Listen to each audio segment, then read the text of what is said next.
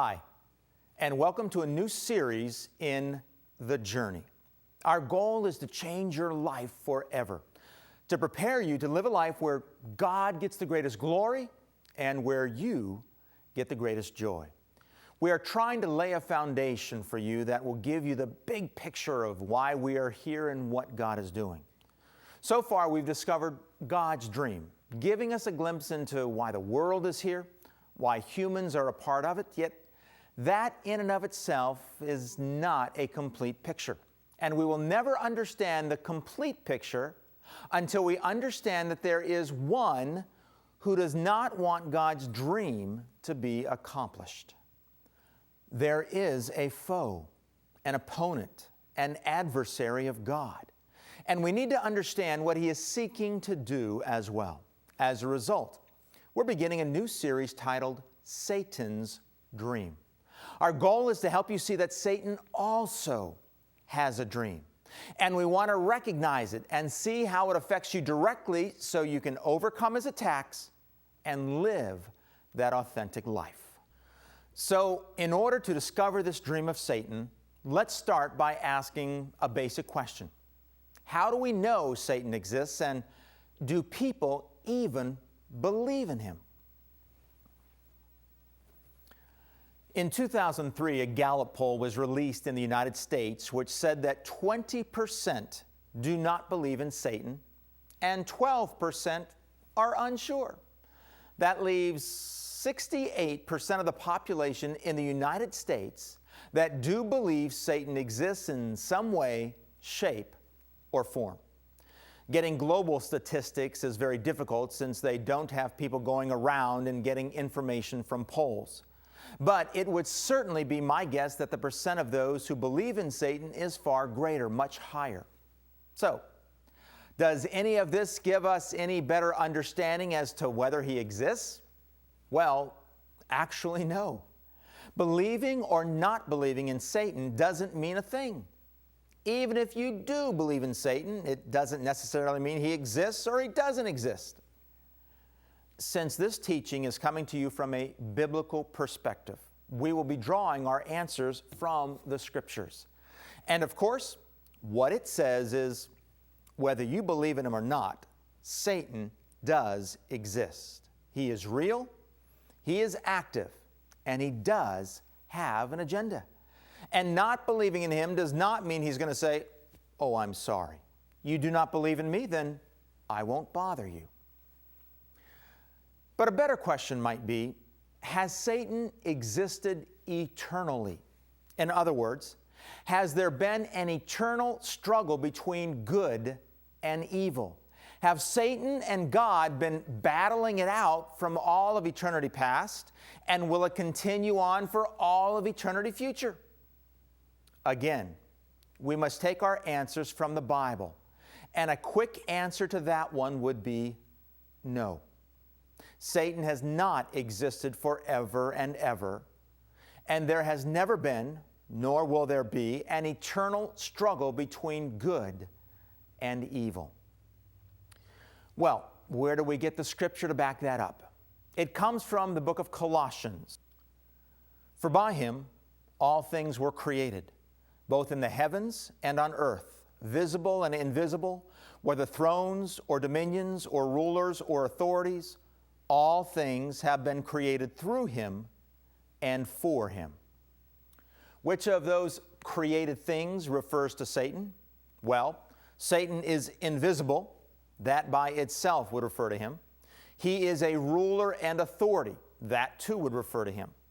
And when you throw in the words, all things were created both in the heavens and on the earth, that would bring closure to the answer and clearly say, yes, Satan was definitely created. He has not existed forever and ever and battling it out with God from the very beginning. Satan was created by God through Jesus. So, since he was created, is the Bible silent on it? Does the Bible give us any hints as to what went on in the creation of the evil one and how he fell, or if he was always fallen? I want to address this so you can fully understand his dream and know how to combat it. The scriptures are not too clear on specifically addressing the beginning of Satan. But most commentators would agree that there are two passages that address the creation and fall of Satan. I say most because the text does not overtly speak about Satan's creation. Those who study the scriptures in depth and teach it to others are assuming God is addressing the creation of Satan. Let's talk about those two passages and then you'll see why we make these comments. The first is found in Ezekiel chapter 28, and the second is found in Isaiah chapter 14. Let's look at the Ezekiel passage first. It is found in the 28th chapter and takes in verses 11 to 19. This is a passage just about all commentators would agree apply to Satan. Let me give you the context first. Ezekiel was born in a time when God was bringing a judgment on Israel because of her idolatry and sin. He did this partially through Nebuchadnezzar, who had already conquered Jerusalem and left a puppet king who was actually the uncle of the former reigning king. In going back to Babylon, he took about 10,000 of the leaders, skilled laborers, and soldiers. Ezekiel was one of those people who was taken off. 5 years after arriving in Babylon, God calls upon him to prophesy about the final fall of Jerusalem because the puppet king was still disobeying the Lord. This is the gist of the first 24 chapters. Ezekiel goes even further and basically says, just as God is going to judge his own people, God is also going to judge other nations. In chapters 25 to 32, God references 7 other nations that are going to be judged. One of them is named Tyre. Tyre was a neighboring nation that was a major trading center and traded largely by sea, but it did not have a corner on the market of trading by land because of Jerusalem. As Jerusalem was falling, the people of Tyre rejoiced, saying, "Aha! Now we can dominate in the area of trade by both land and by sea." God was not pleased with this at all, and therefore says, "I am against you, Tyre." This is what the judgment in chapters 26 and 27 are all about. Then something happens in chapter 28.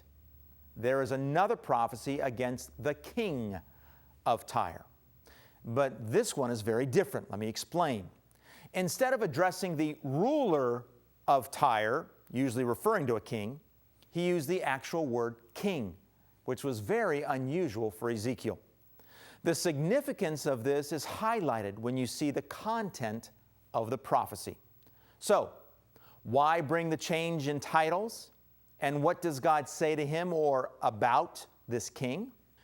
He speaks of him as having been in the Garden of Eden, having been a guardian cherub, having free access to the government of God, and having been sinless from the time he was created. None of those, of course, could be applied to a man. And since there was no other higher ruling king over the ruler already addressed, this would mean he is not addressing a man on earth. So, who could he be talking to? The only possible answer, in light of everything being said, being in the Garden of Eden, etc., could be Satan. Whoa, you might be saying. Is it scriptural to think that God would refer to Satan or talk about Satan through others? Well, actually, yes. If you'll recall in Matthew 16, verses 22 and 23, Jesus speaks directly to Satan while addressing Peter. God also speaks to Satan while addressing the snake in the Garden of Eden. There are many other references to God indirectly speaking to Satan.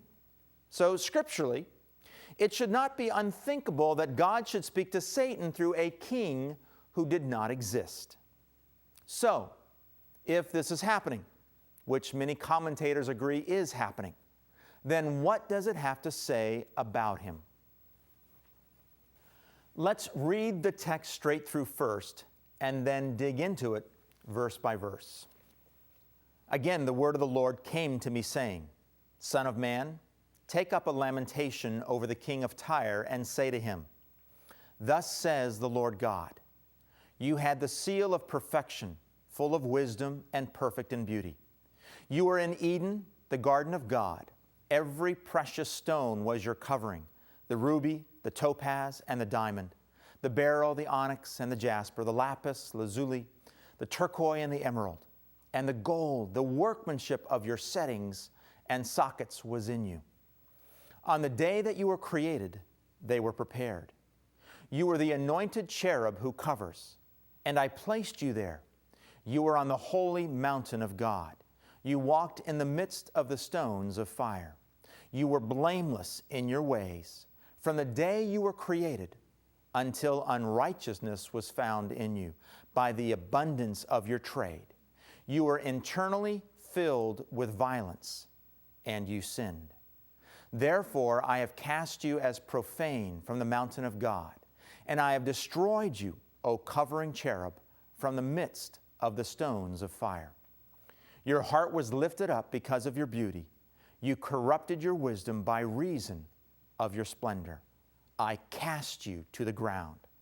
I put you before kings, that they may see you. By the multitude of your iniquities, in the unrighteousness of your trade, you profaned your sanctuaries. Now, let's look at some of the key things in these verses. Note in the opening verses that it refers to the king as having the seal of perfection, being full of wisdom and perfect in beauty. What does this imply? It means that Satan, some believe he was then called Lucifer, that was his name before the fall, was a perfect being. He was full of wisdom. He was perfect in beauty. There was no other spirit being more beautiful than him. God did not create him as a sinister, evil being from the beginning. No, Satan or Lucifer was on God's side. He was a good angel. On the day you were created, this again confirms what we looked at earlier in Colossians chapter 1, verse 16, that Satan was created. But what is key here is the idea that when Satan was created, he was instantly full of wisdom and perfect in beauty, perfect in every way. In other words, Satan did not grow or develop like us. He was instantly perfect. He was instantly beautiful. He never knew a lesser moment. From the beginning, he saw himself above all other spiritual hosts in power, wisdom, and beauty. It is also important to note that he never saw rebellion against God, nor the consequences of rebellion against God.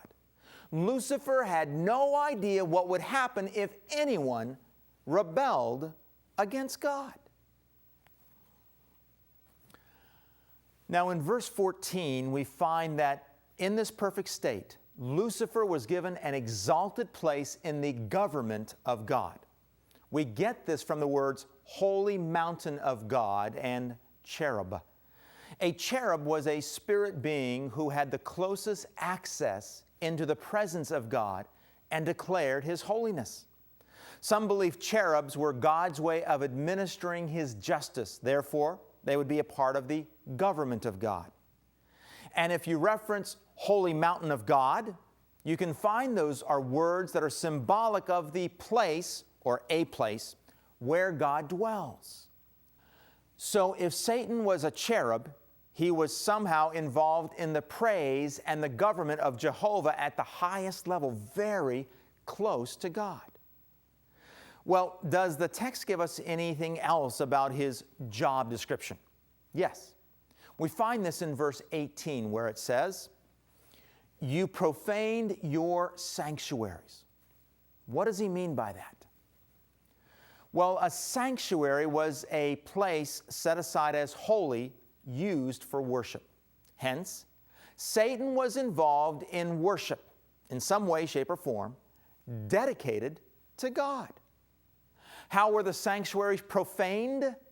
In the unrighteousness of his trade, found in verses 16 and 18. What do the words mean?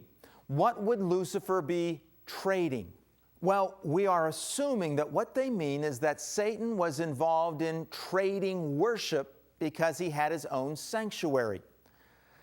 Where was the worship coming from? Where was it going to? In looking at other texts, it seems to be that Lucifer's position in the government of God somehow dealt with what was happening on the earth. We find this in the names given to him and in the temptation with Jesus. Let's look at the temptation of Jesus first. In Luke chapter 4, verse 6, Satan was tempting Jesus, and we read these words. And he led him up and showed him all the kingdoms of the world in a moment of time. And the devil said to him, I will give you all this domain and its glory, for it has been handed over to me, and I give it to whomever I wish. Was Satan the father of lies, lying? Well, he does not seem to have been. Notice Jesus does not say, you're lying. You have not been given that. All Jesus simply does is say, you shall worship the Lord your God and serve Him only. Notice the focus is on worship. Satan wanted worship. Why? He had been involved in that trade. But does Satan really rule this world like he says? Has everything been handed over to him? Is he in charge? The answer is yes. This also agrees when in the Scriptures Satan is called the prince of this world and the god of this age and the ruler of the kingdom of the air. So it is possible that somehow Satan was receiving worship from the spiritual beings on earth and passing them on up to God. How or when, the text is not clear, but it does point us in this direction. If that is the case, then what happened next? From the text, it tells us that unrighteousness was found in him and he sinned. Look at verses 15 to 18. You were blameless in your ways from the day you were created until unrighteousness was found in you. By the abundance of your trade, you were internally filled with violence, and you sinned. How did Satan sin? Look at verse 17. Your heart was lifted up because of your beauty. You corrupted your wisdom by reason of your splendor. Your heart was lifted up because of your beauty. What does it mean to have your heart lifted up? We can only assume it was due to pride. Why? Because of his beauty. Remember, the instant he was created, he was perfect in beauty and wisdom. He never knew a lesser moment. No other being rivaled him except the Almighty. So, what really happened? In today's words, it would go something like this. Satan was taking worship from spiritual beings below and passing them on up to God. But being perfect in beauty and wisdom, he began to think, hey, why not keep some of this for myself? Why do I have to pass it all on to him? There's no one more beautiful than me. There's no one wiser than me. Why am I not worthy to receive some of this praise? I think I'm going to keep some. Lucifer sinned by thinking too much of himself, by being greedy, and not realizing that he was who he was by God's hand. He forgot God, took pride in his beauty, wisdom, and perfection, and felt he should be honored for it. Paul backs this up in his first letter to Timothy. Let's look at chapter 3, verse 6, where he is speaking about the qualifications of an overseer. And not a new convert, so that he will not become conceited and fall into the condemnation incurred by the devil. Paul is basically saying, don't let a young man become an overseer lest he become prideful and fall like the devil did. Paul is basically saying Satan fell because of his pride. This is where original sin takes place. Now look at 1 John chapter 3, verse 8. The one who practices sin is of the devil, for the devil has sinned from the beginning. So what did Satan's pride cause him to crave? What did Satan's pride cause him to desire? What aspirations did Satan have as a result of his pride? We are going to find out in the next lesson as we continue to understand Satan's dream.